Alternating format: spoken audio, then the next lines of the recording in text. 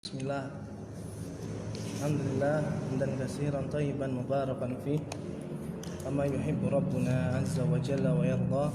Wa asyhadu an la ilaha illallah wahdahu la syarika lah wa asyhadu anna Muhammadan abduhu wa rasuluh. Allahumma shalli wa sallim wa barik ala nabiyyina Muhammad wa ala alihi wa sahbihi ajmain. Amma ba'd. Ikhwanana rahimani wa rahimakumullah. Kita lanjutkan baca kitab At-Tauhidul Muyassar yang ditulis oleh Syekh Abdullah Ibnu Ahmad Al-Huwail hafizahullah ta'ala wa rahimah. Kita masih di Ahamiyatut Tauhidi wa Fadluhu, pentingnya tauhid dan keutamaannya. Kita sampai di poin yang kelima. Berkata muallif rahimahullah, At-Tauhidu sababu dukhulil jannati wan najati minan nar. Tauhid adalah sebab masuknya ke surga dan sebab keselamatan dari neraka. Qala alaihi salatu wassalam, berkata Rasul Muhammad sallallahu alaihi wasallam, Man syahida an la ilaha illallah wahdahu la syarikalah wa anna Muhammadan abduhu wa rasuluh. Siapa saja yang bersaksi tiada Tuhan sesembahan yang benar kecuali Allah saja, tidak ada sekutu baginya, dan bahwasanya Muhammad sallallahu alaihi wasallam adalah hamba Allah dan utusannya, wa anna Isa abdullahi wa rasuluh, dan bahwasanya dia bersaksi Isa adalah hamba Allah dan utusannya, wa kalimatuhu alqaha ila Maryam wa ruhum min, dan Isa adalah kalimat Allah yang Allah ciptakan kemudian Allah tiupkan ke Maryam. Wal jannata haqqun, dan dia bersaksi bahwasanya surga itu benar adanya. Wan naru haqqun, dan neraka itu juga benar adanya. Maka barang siapa yang bersaksi semua ini, adkhalahullahu jannata ala ma kana minal amal, maka Allah akan memasukkan orang yang bersaksi dengan persaksian tersebut ke dalam surga sesuai dengan amal perbuatannya. Maksudnya apa sesuai dengan amal perbuatannya? Kadang-kadang seorang yang bersaksi ini semua, dia melakukan banyak sekali ketaatan, maka semakin cepat dia masuk surga. Dan terkadang orang yang bersaksi dengan saksi ini semua terkadang banyak melakukan dosa, maka bisa jadi Allah memberikan balasan yang setimpal atas perbuatan dosanya. Entah itu masuk ke neraka, kemudian Allah angkat dia dari neraka menuju surga, atau Allah akan mengampuninya. Ini semua adalah di bawah masyiah Allah Subhanahu wa taala pada hari kiamat kelak. Wa qala alaihi salatu wassalam, dan juga Nabi sallallahu alaihi wasallam mengatakan, fa innallaha harrama 'alan nari man qala la ilaha illallah yabtaghi bidzalika wajhallah. Bidzalika wajhallah. Muttafaqun alaih. Nabi sallallahu alaihi wasallam mengatakan, sesungguhnya Allah mengharamkan atas neraka siapa saja yang bersaksi atau mengucapkan tiada sesembahan yang benar selain Allah, karena apa? Hal ucapan tersebut dia lakukan, dia ucapkan untuk mencari wajahnya Allah Azza wa Jalla. Ini di sini penulis berdalil dengan dua hadis ini bahwasanya tauhid, ucapan la ilaha illallah itu sebab terbesar seorang itu memasuki surga dan sebab terbesar dari masuknya seorang dari neraka. Sebab masuk surga dan terhalangnya atau keselamatan dari neraka. Kemudian yang keenam, at-tauhidu najatun min kurabid dunya wal akhirah. Tauhid adalah keselamatan dari bencana-bencana dunia dan akhirat, musibah, kesulitan-kesulitan dunia dan akhirat. Qala Ibnu Qayyim rahimahullah taala, berkata Ibnu Qayyim, Muhammad ibnu Abi Bakar ibnu Ayyub. Beliau nama aslinya Muhammad ibn Abi Bakar ibn Ayyub dan terkenal dengan Ibnu Qayyim al-Jauziyah rahimahullah, murid terbaiknya Syekhul Islam Ibnu Taimiyah Taqiyuddin. Beliau mengatakan at-tauhidu mufzi'u a'daihi wa auliyaihi. Tauhid itu adalah tempat mufza'un ya. At-tauhidu mufza'u a'daihi wa auliyaihi. Tauhid itu adalah tempat berlindung bagi musuh-musuh tauhid dan orang-orang yang mencintai berloyalitas dengan tauhid. Jadi musuh ataupun orang yang berloyal dengan tauhid akan mendapatkan perlindungan. Apa maksudnya? Beliau memperjelas, fa amma a'da'uhu, adapun tauhid itu tempat berlindungnya musuh-musuhnya, fayunjihim min qurabid dunya wa syadaidiha. Bahwasanya tauhid itu akan menyelamatkan mereka dari mara bahaya, bencana, kesusahan di dunia dan kedahsyatan ujian di dunia. Dalilnya adalah fa idza raqibu fil fulki da'awullaha mukhlishina lahuddin. Maka apabila orang-orang musyrikin jahiliyah itu menaiki bahtera kapal, maka mereka mengikhlaskan doa mereka kepada Allah. Falamma najjahum ilal barri idza hum yusyrikun. Namun tatkala Allah selamatkan mereka ke daratan, tiba-tiba mereka kembali menyekutukan Allah dengan berhala-berhala atau sesembahan-sesembahan mereka. Jadi di sini Allah mengisahkan tentang orang-orang musyrik. Tatkala mereka mengalami masa kesulitan, dalam keadaan genting, keadaan susah yang mengecam atau di ujung jurang kebinasaan, mereka meninggalkan sesembahan-sesembahan selain Allah. Mereka hanya berdoa, bahkan ikhlas kepada Allah Subhanahu wa taala. Namun tatkala mereka bahagia, senang, selamat, tiba-tiba mereka kembali menyekutukan Allah dengan sesembahan-sesembahan yang batil yang mereka miliki. Kemudian wa amma auliya'uhu, adapun tauhid itu sebagai tempat berlindung orang-orang yang berloyalitas ya, para penolong-penolongnya, maka fayunjihim min qurabatid dunya wal akhirah wa syadaidihima fi hadhihi fahadhihi sunnatullahi fi ibadihi.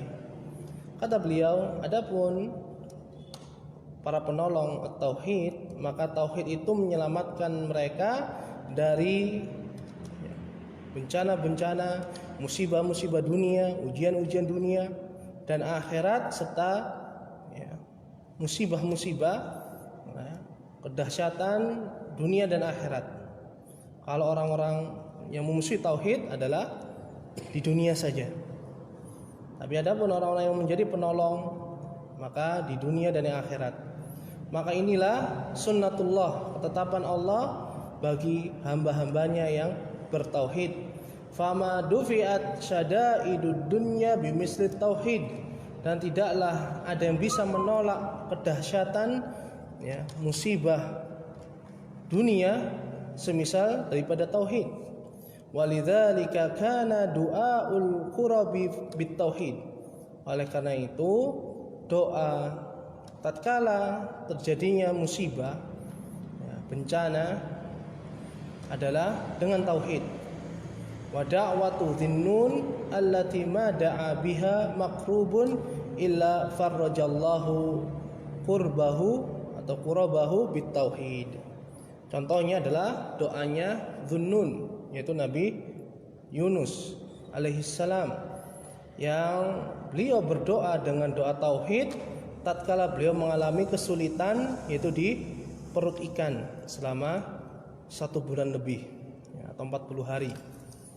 Dan nyatanya Allah pun membukakan kesulitan, melepaskan kesulitan yang dirasakan oleh Nabi Yunus alaihissalam sebab tauhid yang beliau ucapkan atau beliau doa dengan tauhid tersebut, yaitu la ilaha illa anta subhanaka inni kuntu minal zalimin. Nabi SAW mengatakan barang siapa yang berdoa dengan doanya Nabi Dhunnun ini, yaitu Yunus, melainkan Allah akan kabulkan permintaannya. Ini keutamaan doa la ilaha illa anta subhanaka inni kuntu minadz zalimin. Kemudian beliau mengatakan fala yulqi fil qurabi idhami illa syirk, maka tidak ada yang menjerumuskan kepada kedahsyatan bencana musibah kecuali kesyirikan. Wala yunji minha illa tauhid, dan tidak ada yang dapat menyelamatkan dari dahsyatnya musibah itu kecuali tauhid. Wa huwa mufzaul khaliqati wal malja'uha wa hisnuha wa ghiyasuha. Oleh karena itu, tauhid itu adalah tempat berlindungnya para makhluk. Kemudian tauhid itu juga tempat bersandarnya para makhluk, bentengnya serta penolongnya. Jadi kalau kita perhatikan doa-doanya para nabi itu banyak disebutkan di dalam Al-Qur'an atau dalam sunnah Nabi SAW, itu dimulai dengan kalimatut tauhid. Masya Allah.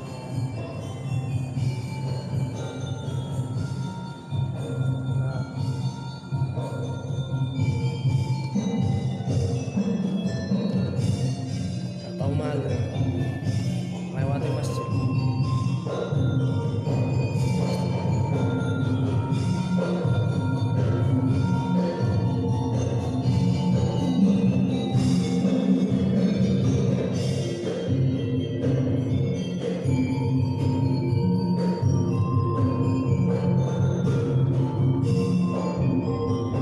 Ada karnaval. Tiap sore. Hah? Setiap sore. Setiap sore?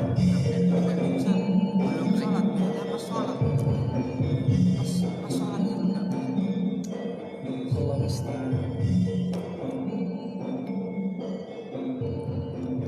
Yang ketujuh, at-tauhidu huwal hikmatu min khalqil insi wal jin. Tauhid itu adalah hikmah penciptaan manusia dan jin. Qala ta'ala wa ma khalaqtul jinna wal insa illa liya'budun. Dalam surat Adz-Dzariyat Allah mengatakan, tidaklah kuciptakan jin dan manusia melainkan supaya mereka beribadah kepadaku. Ai liwahiduni, yaitu supaya mereka mentauhidkanku. Ini tafsirannya Abdullah bin Abbas radhiyallahu anhuma. Beliau mengatakan liya'buduni artinya adalah liyuwahiduni, supaya beribadah kepadaku, maksudnya supaya mereka mentauhidkanku di dalam hak-hak Allah Subhanahu wa taala. Fama ursilatir rusulu wala unzilatil kutubu wala syuri'atis syara'i'u wala ujidal khalqu illa liyuwahhadallahu wa yu'bada duna siwahu. Kata beliau, ini penulis hafizahullah ta'ala, maka tidaklah para utusan itu diutus alaihimussalatu wassalam, tidak pula kitab-kitab Allah turunkan, tidak pula syariat-syariat itu Allah tetapkan bagi hambanya, dan tidaklah pula Allah menjadikan makhluk atau Allah ciptakan makhluk itu melainkan supaya Allah itu ditauhidkan, haknya dipenuhi dan disembah saja tanpa menyembah yang lain. Jadi ini hikmah yang paling agung. Tidaklah para rasul diutus, tidaklah kitab-kitab Allah turunkan dari sisinya, tidaklah syariat-syariat itu Allah turunkan, tetapkan, dan tidak pula Allah ciptakan jin dan manusia melainkan supaya Allah itu dipenuhi hak-haknya, terutama di dalam masalah ibadah. Wallahu ta'ala alam. Dan masih banyak lagi sebenarnya hikmah atau ahamiyah tauhid dan keutamaannya, dan sebagian kami tulis di buku kami, Kaidah Memahami Tauhid dan Syirik. Ada yang tanya kan?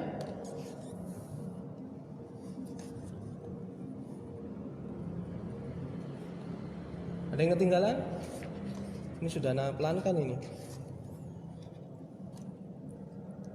Kalau tidak ada lanjut. La ilaha illallah. Bab tentang la ilaha illallah. Tiada sesembahan, ilah itu ma'bud, sembahan yang disembah. Nah, kami sudah sebagian menjelaskan di kitab kami tadi.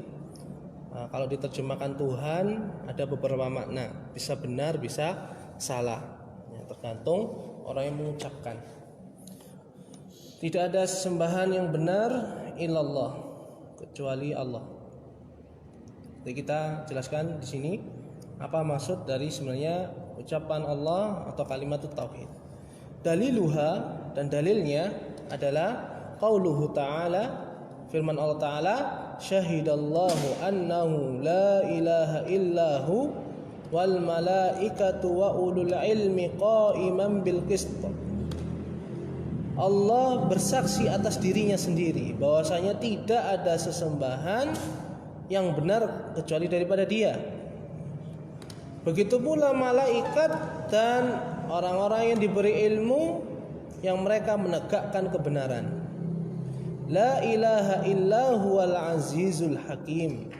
Tidak ada sesembahan yang benar kecuali Dialah Allah yang Maha Perkasa lagi Maha Bijaksana. Surat Ali Imran. Wa qauluhu ta'ala, dan dalilnya adalah firman Allah Ta'ala, fa'lam annahu la ilaha illallah.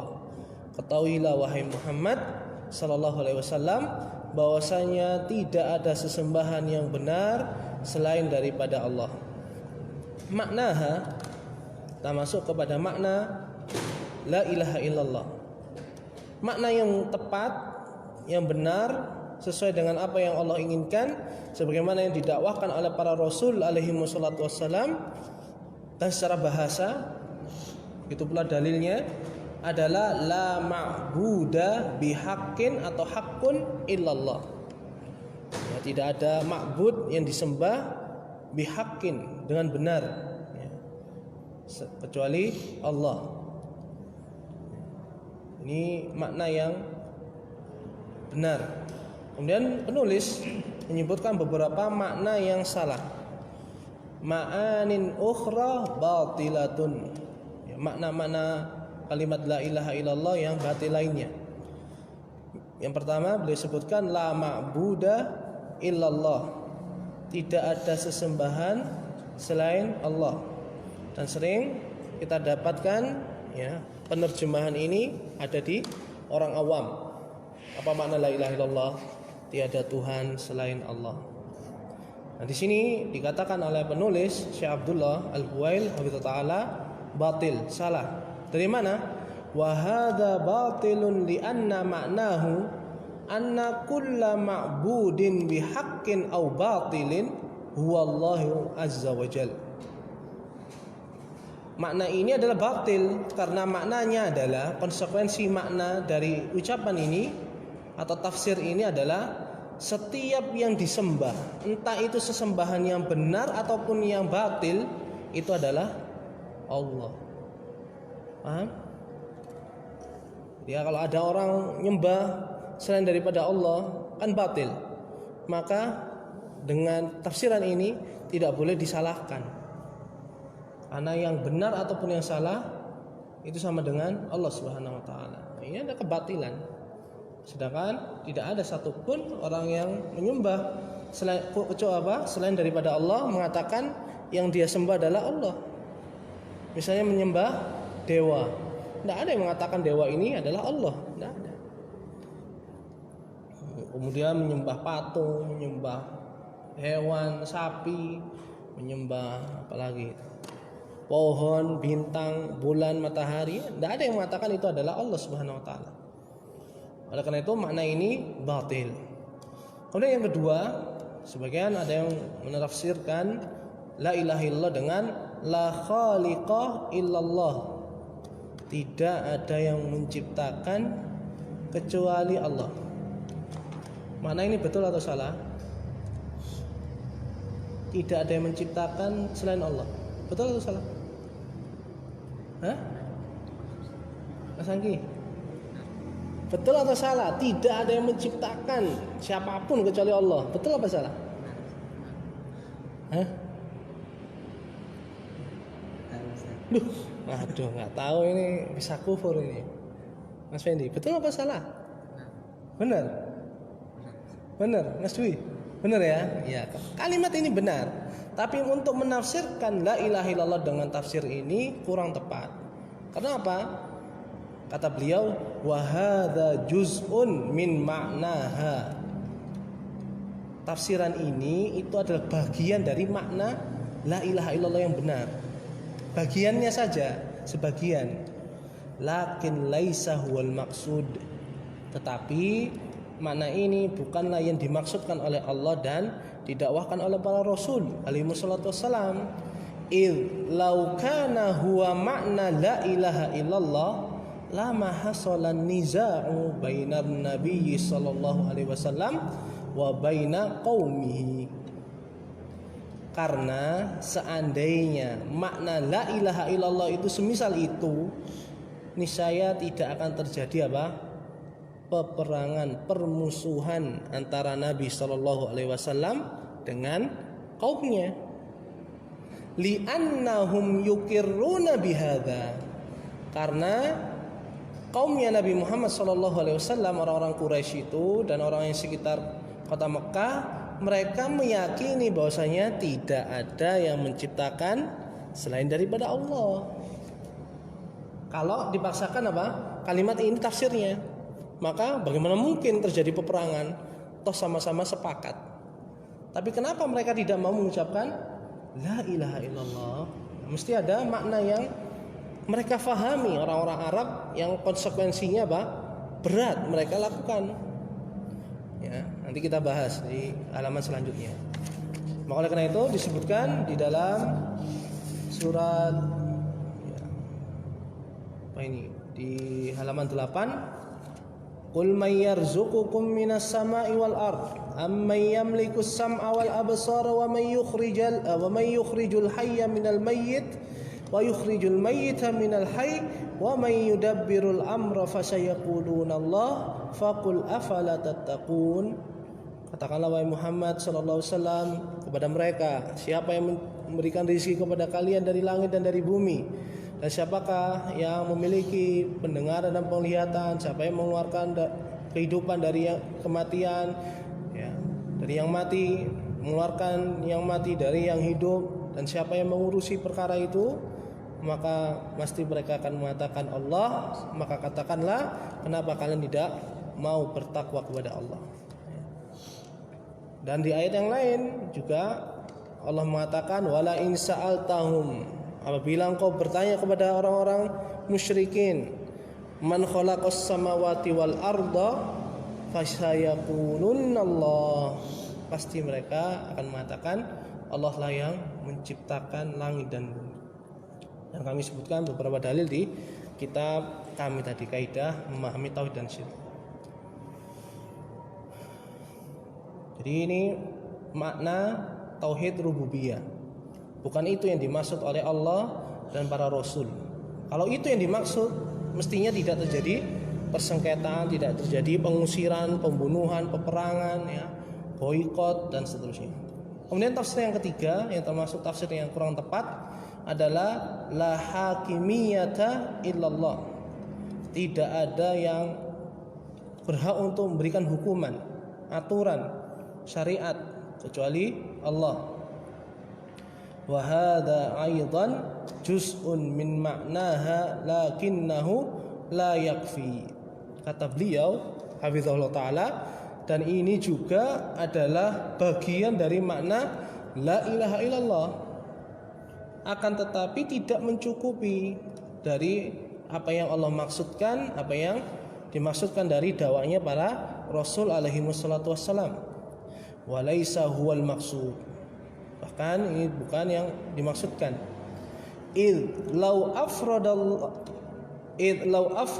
ufridallahu bil hakimiyati lakin ubida ghairuhu lama hasalat tauhid. Kata beliau, karena seandainya kita memaknai la ilaha illallah itu tidak ada yang berhak memberikan keputusan hukum syariat kecuali Allah, maka kata beliau, seandainya Allah itu ditauhidkan, bahwasanya Allah itu satu-satunya memberikan syariat, memberikan hukum, tetapi seorang yang meyakini itu beribadah kepada selain Allah, mestinya apa?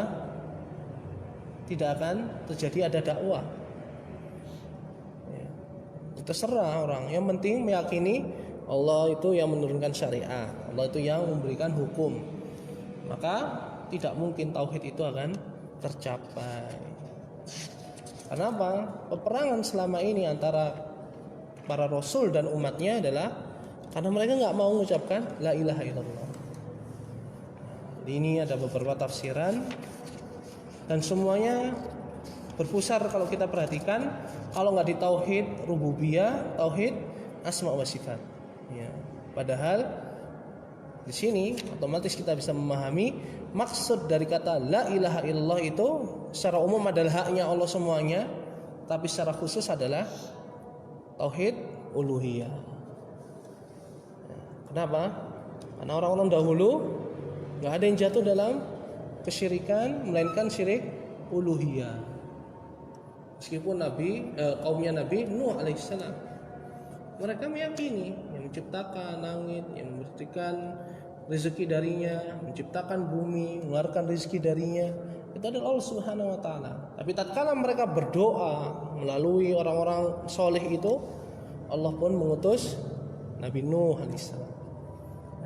Jadi bukan masalah rububiyah yang jadi patokan kenapa Allah Subhanahu wa taala mengutus para rasul alaihi wassalatu wassalam. Wallahu a'lam. Arkanuha, kita masuk kepada rukun kalimat la ilaha illallah. Rukun itu adanya ada, tidak adanya dianggap tidak ada. Adanya itu harus, ya, sehingga adanya sesuatu itu ada. Si masjid ini ada namanya tapi nggak ada bangunannya, maka nggak bisa dikatakan masjid. Harus ada bangunannya. Nah, ucapan atau kalimat la ilaha illallah memiliki rukun. Disebutkan oleh beliau ruknani, ada dua rukun. Nafyun wa isbatun. Nafi yaitu penafian, peniadaan, yaitu terkandung dari lafaz la ilaha, yakni an tanfiyal ibadata an kulli ma yu'badu min dunillahi azza wa jalla.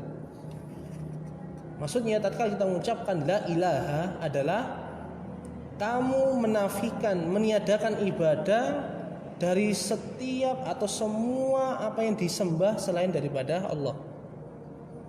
Jadi tatkala orang mengucapkan atau orang mau masuk Islam mengucapkan la ilaha, maksudnya apa? Dia harus meyakini, mengamalkan dan mengucapkan bahwasanya apa?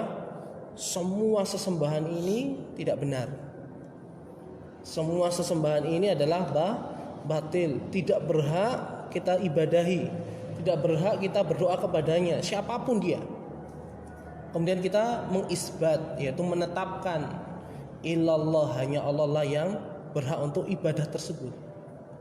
Ini makna dari ucapan kita illallah, yakni antus bital ibadata lillahi wahdahu la syarikalah, yaitu ketika engkau mengucapkan setelah la ilaha kemudian illallah adalah engkau menetapkan ibadah itu hanya Allah saja, tidak ada sekutu di dalam ibadah itu bagi Allah. Ini adalah tafsir la ilaha illallah yang benar.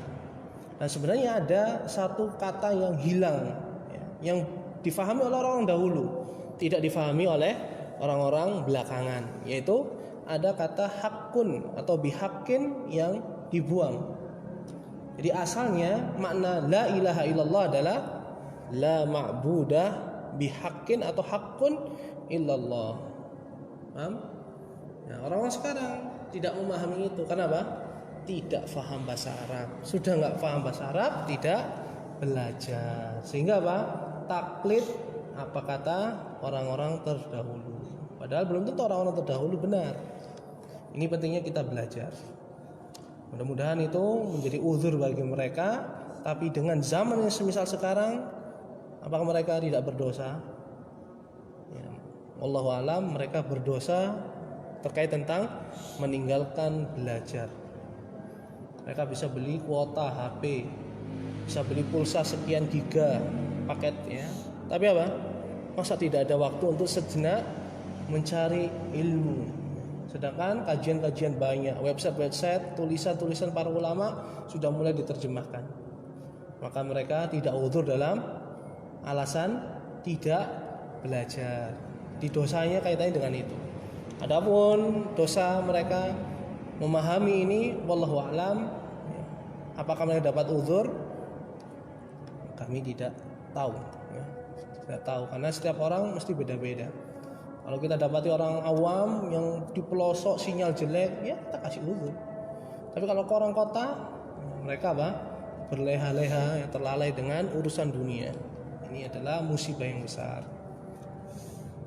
Ad-dalilu qauluhu ta'ala, dan dalil bahwasanya makna yang benar itu ini adalah firman Allah Ta'ala, faman yakfur bit-taghuti wa yu'min billahi faqad istamsaka bil urwatil wusqa lam fisama laha. Dalam surat Al-Baqarah, setelah Allah menyebutkan ayat kursi, ayat yang termulia di Al-Qur'an, Allah mengatakan la ikraha fiddin, tidak ada paksaan dalam agama Islam ini. Qad tabayyana rusdu minal ghayy, karena telah jelas mana petunjuk daripada yang kesesatan. Kemudian Allah mengatakan faman yakfur bitaghut, barang siapa yang mengkufuri taghut. Taghut adalah setiap sesembahan yang disembah selain daripada Allah dan dia ridha dengan penyembahan tersebut. Nanti kita masuk ke makna taghut di akhir atau agak akhir kitab ini. Kemudian beliau mengatakan hadza nafyun, ini adalah nafi. Rukun yang pertama, wa yu'min billah, dan barang siapa yang beriman kepada Allah. Di barang siapa yang kufur kepada taghut dan beriman kepada Allah, ucapan wa may yu'min billah adalah hadza isbat, kata beliau. Faqad istamsaka bil urwatil wusqa, maka sungguh dia telah berpegang teguh dengan tali yang kokoh yang tidak akan pernah lepas. Itu tali Islam. Dan dalil yang lain misalnya firman Allah Ta'ala, wa idh qala Ibrahim li abihi wa qaumi, dan ingatlah tatkala Ibrahim berkata kepada bapaknya dan kaumnya, innani bara'um mimma ta'budun, sesungguhnya aku berlepas diri dari apa yang kalian sembah.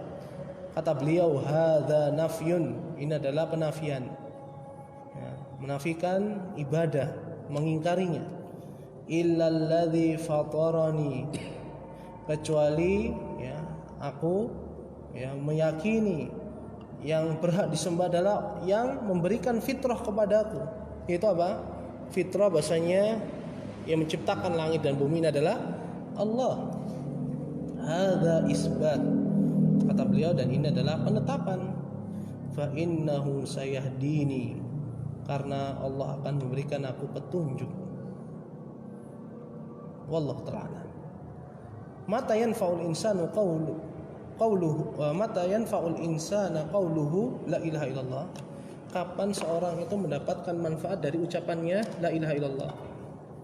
Kata beliau, idza arafa maknaha, apabila orang tersebut memahami maknanya, makna la ilaha illallah, wa amila bi muqtadaha, dan melakukan konsekuensi dari kalimat tersebut.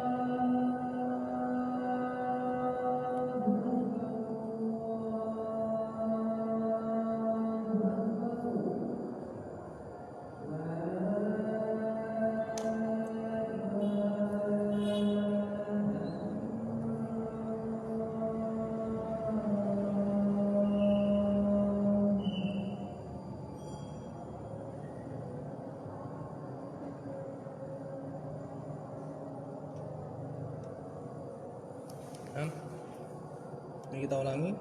Mata yanfa'ul insanu mata yanfa'ul insana qauluhu la ilaha illallah.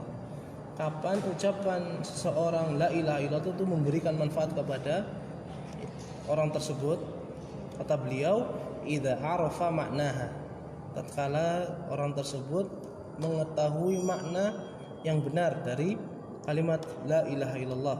Yang kedua, wa amila bi muqtadaha, dan mengerjakan apa yang menjadi konsekuensinya, kandungan kalimat tersebut. Wa huwa tarku ibadati ma siwallah, yaitu meninggalkan ibadah selain daripada Allah, wa ibadatullahi wahdahu, dan dia hanya beribadah kepada Allah saja. Dan nanti makna dari yang kedua ini kita lebih kenal dengan sebutan syurutu la ilaha illallah, syarat-syarat la ilaha illallah, yang insyaallah akan kita baca di pertemuan yang akan datang biidnillahi subhanahu wallahu ta'ala alam. Ini tanya kan? Yang halaman 13 yang Ya. surat Ali Imran. Al-Malaikah Faulul ilmi ini atafnya pada Allah. Apa? Atafnya pada Ataunya pada Allah. Allah. Jadi Allah bersaksi, begitu pula malaikat dan para ahli ilmu yang menegakkan kebenaran bahwasanya tidak ada sesembahan yang benar kecuali Dia, Allah. Jadi Allah menggandengkan persaksian Dia dengan persaksiannya malaikat dan ahlu ilmu. Maka di sini Allah memuji malaikat, yaitu dan memuji orang-orang yang berilmu. Ini keutamaan, dan Allah tidak menyebutkan selain daripada itu. Ya, Allah Ta'ala. Ada yang lain? Kalau tidak paham antum tanya ya. Ini tauhid ini, Mas Anggi. Iya, benar ya. Ucapan bahwasanya tidak ada yang menciptakan selain Allah. Betul nggak?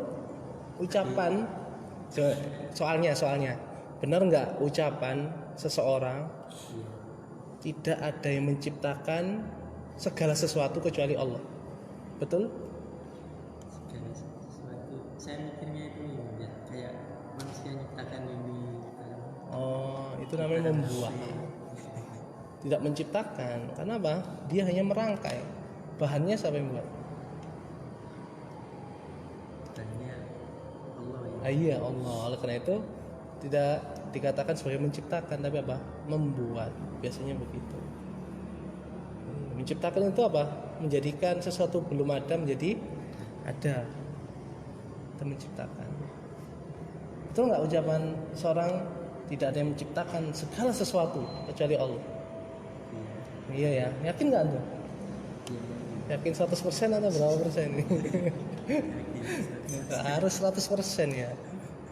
Tapi ucapan bahwasanya tidak ada pencipta selain Allah, menafsirkan la ilaha illallah kurang tepat. Ya betul, itu bagiannya. Tapi apa? Bukan itu yang dimaksud oleh Allah dan para rasulnya alaihi wassalatu wassalam tatkala berdakwah la ilaha illallah. Mas Dwi ada ya? Ada?